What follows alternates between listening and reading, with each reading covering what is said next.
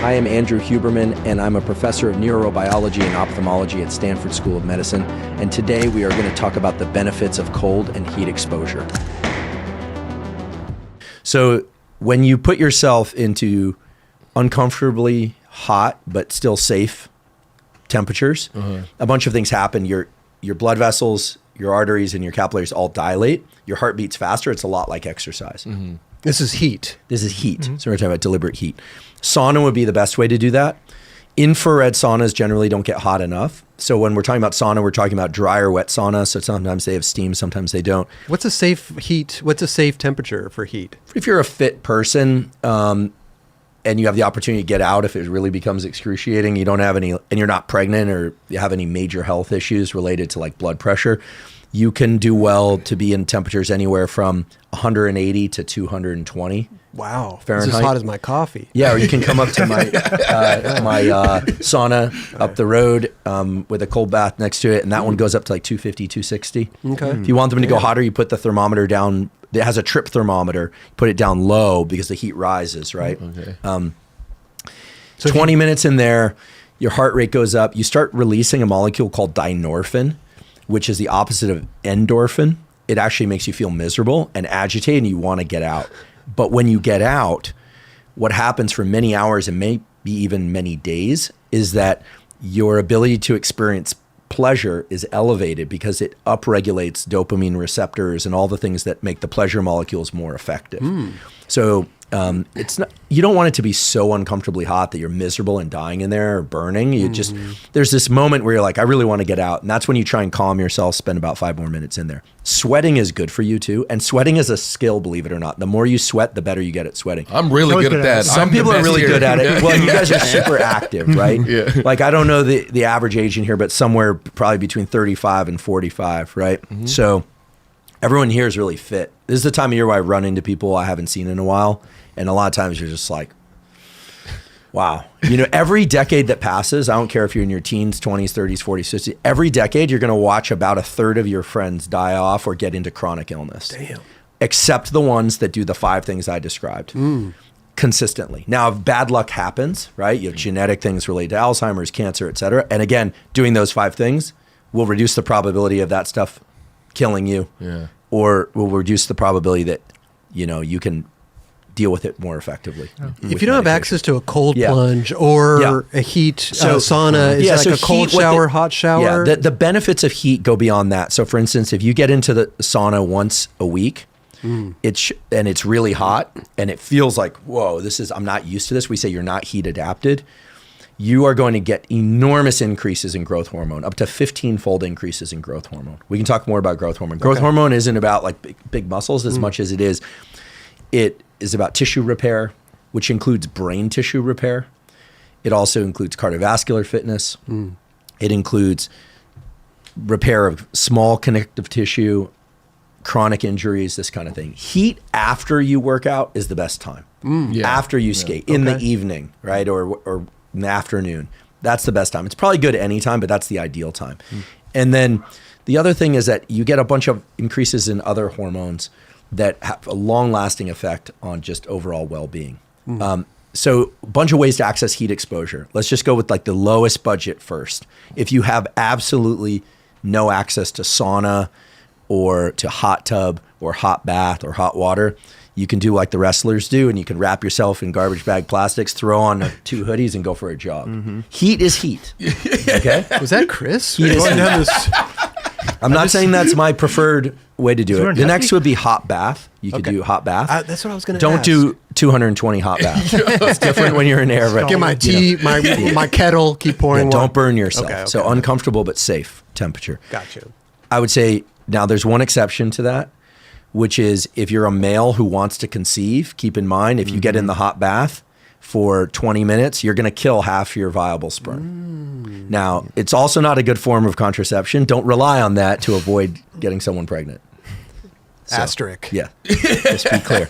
The next thing to do would be sauna. And nowadays you can buy barrel saunas. I don't have any brand affiliation, but barrel saunas and other saunas, the range of cost is somewhere between you can probably find somewhere between 5,000 and 10,000. So they're not cheap. Jeez. But this is just a barrel. Yeah. Well, you want it so you don't burn up in there. It doesn't set on fire, and there's some other things.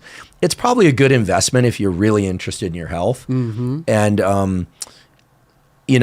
again, I don't know whether or not they have payment plans and things because I don't advertise any of those. But a barrel sauna, once you have one, is a great thing because you can use it anytime you want. You can go to a sauna, but most of them aren't hot enough. If you live in a city like New York, there is a place, they don't pay me to say this, but Spy 88 down on Wall Street has an Archimedes, has a banya, which are the Russian banyas. Those go really hot, and they have cold plunges.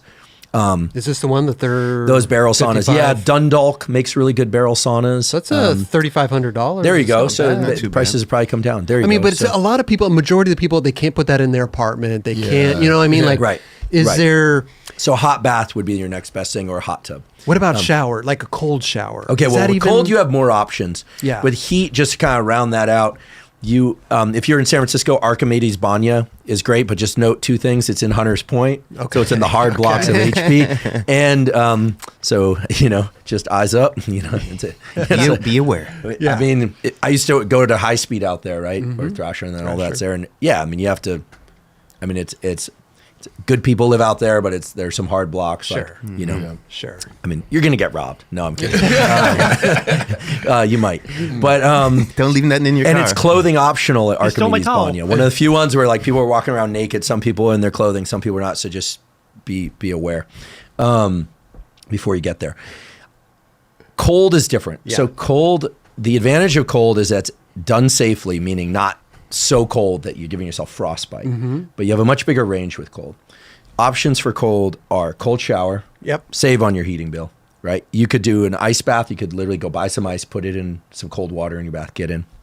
That starts getting expensive though. Sure. After a little while. Nowadays there are these circulating cold tubs.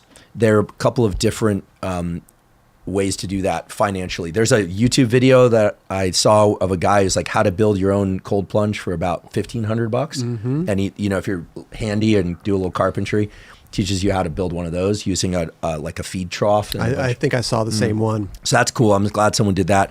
Then the plunge, the cold plunge, those guys make one. I think the range on those is somewhere between, I don't know, 3,500, and they have an XL one, which is maybe about 7. Then it starts going up. It's like Morozco Forge. Again, I don't have any affiliation to any of these on purpose because I'd like one from each one of these companies. Then I'll decide what to sort of. Morozco's great. Those are getting up towards 10, 12. And then you have like the Blue Cube, which are like the Lamborghini of these. Okay. And so cold plunge is great because the water circulates often in these. And when it circulates, it breaks up the thermal layer. You get in cold water and you go like this, stay real still. You're warmer. If you want to make it harder, you move around and it breaks up that thermal layer. And okay, so why do this? Yeah. Why do it? Well, first of all, you need to do it for about 1 to 3 minutes per session and maybe anywhere from 3 to 5 times per week. But you're going to benefit even once. What happens is you get a surge of adrenaline.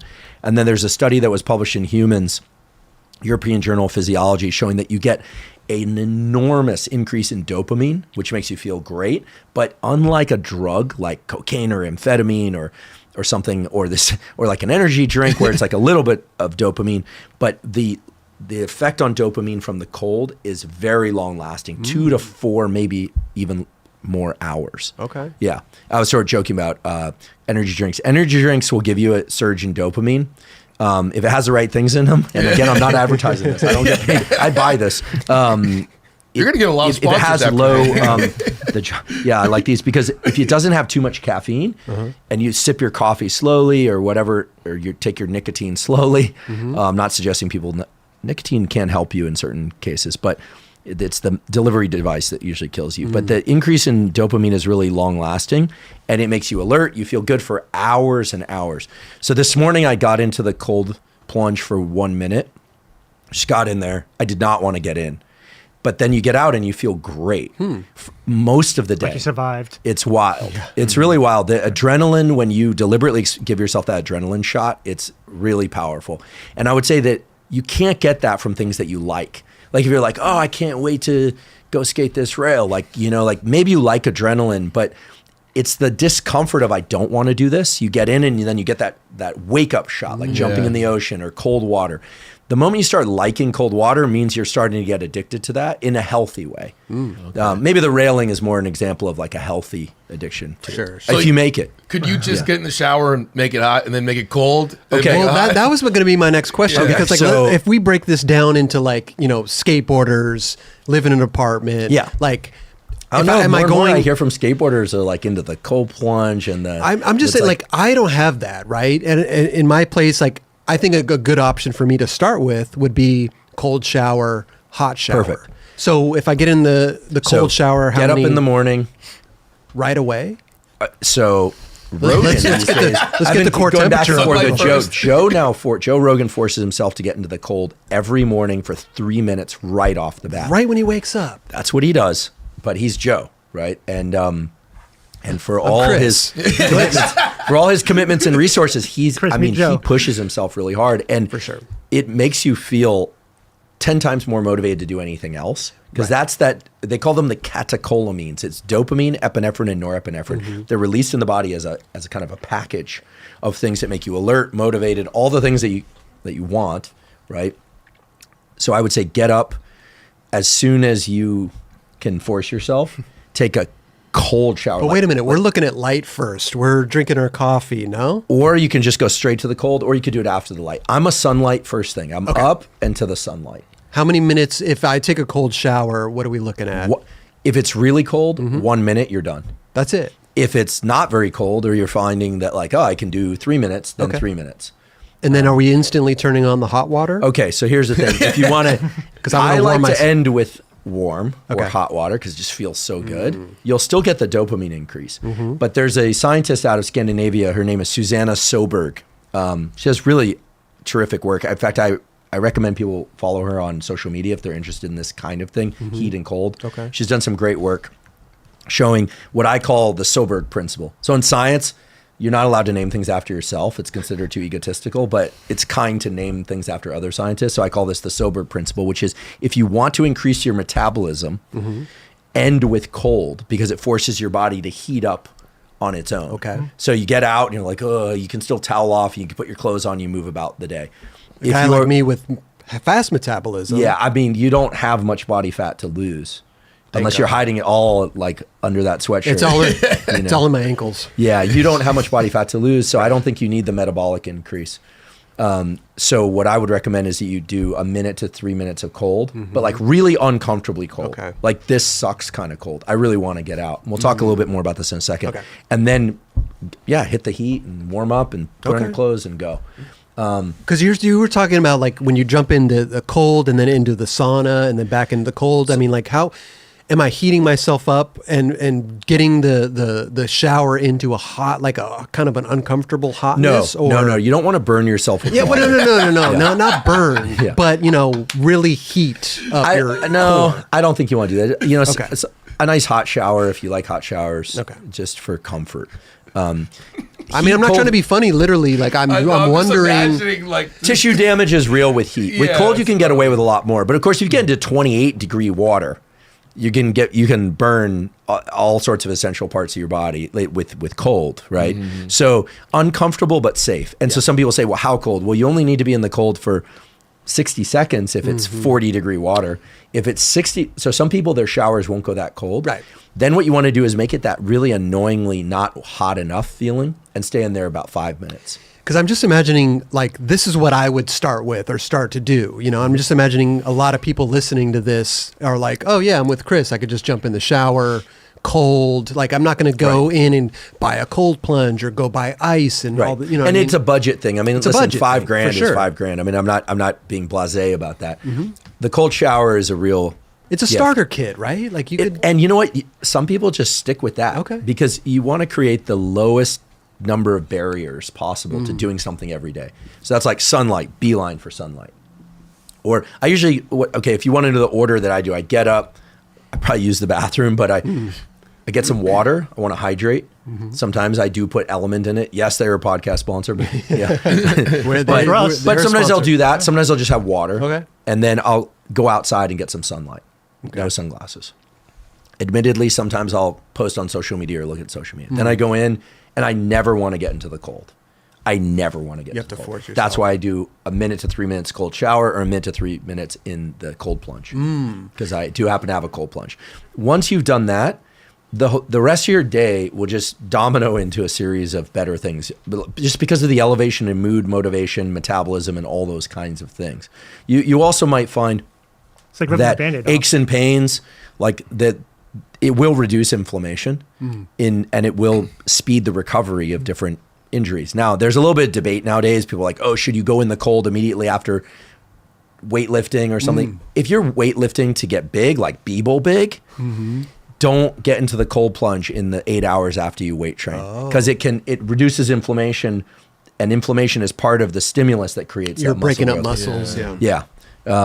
I don't know why I said Beeble big. I think I ran into him in a gym 2 years ago or something. And I mean, he's big. He's big. Yeah. Right. He's like, yeah. Oh, yeah. No, he's like definitely big. LA gym big. Yeah. Now he's Okay. Miami gym big. Yeah. Yeah. Oh, he's no longer in town. Yeah, Okay. he lives in Miami now. Got it. Okay. Yeah. I haven't tracked. By the way, for those listening, the effects of that cold are really tremendous. But the way I think people should approach the cold is the following: rather than say 1 to 3 minutes, I want you to think about it as a series of walls that relate to the release of adrenaline in your system. So if you wake up tomorrow and you're like, I don't want to do this, that's one wall. And if you can get over that wall and into the shower and then turn it on, and you're like, oh, I want to get out, but you relax yourself or grit it out, doesn't really matter. You've made it over another wall. I recommend counting walls. Then what will happen is, you're like in there 30 seconds, and you're like, I can do this all day.